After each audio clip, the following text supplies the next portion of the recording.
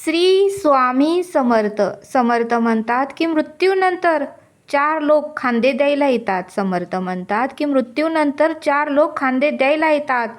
पण जिवंतपणी एक जणाने जरी आधार द्यायला आलं, जिवंतपणी एक जणी जरी आधार द्यायला आलं, तरी तो जगी धन्य दास सर्वोत्तमाचा, असं समर्थ आपल्याला ते सांगतात.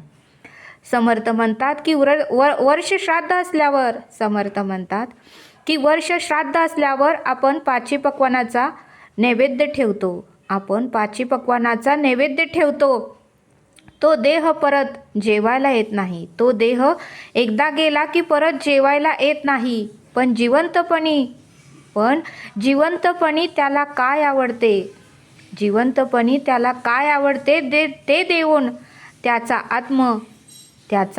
आत्मा जो तृप्त करतो, तो जगी धन्य दास सर्वोत्तमाचा. जिवंतपणी त्याला जे आवडते ते देऊन त्याचा आत्मा जो तृप्त करतो, तो जगी धन्य दास सर्वोत्तमाचा, असं समर्थ आपल्याला ते सांगतात. समर्थ म्हणतात की सल्ला एकाला विचारलं तर 1000 जण सल्ला देतील. समर्थ म्हणतात की सल्ला एकाला विचारला तर 1000 जण सल्ला द्यायला येतील. पण सल्ला न देता जो मदतीचा हात देतो, तो जगी धन्य दास सर्वोत्तमाचा, असं समर्थांनी आपल्याला ते सांगितलं. समर्थ म्हणतात की श्रीमंताचा कोणीही मान सन्मान करेल. समर्थ म्हणतात की श्रीमंत लोकाचा कोणीही मान सन्मान करेल, त्याला जेवायला कोणीही बोलवेल. पण जो गरीब आहे त्याला बोलवून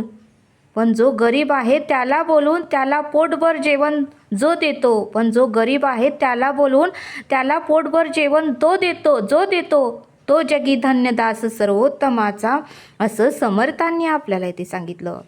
समर्थ म्हणतात की श्रीमंताच्या कार्यक्रमाला भारी कपड्याचा आहार नेतो. श्रीमंताच्या कार्यक्रमाला आपण भारी कपड्याचा आहार नेतो, गिफ्ट नेतो.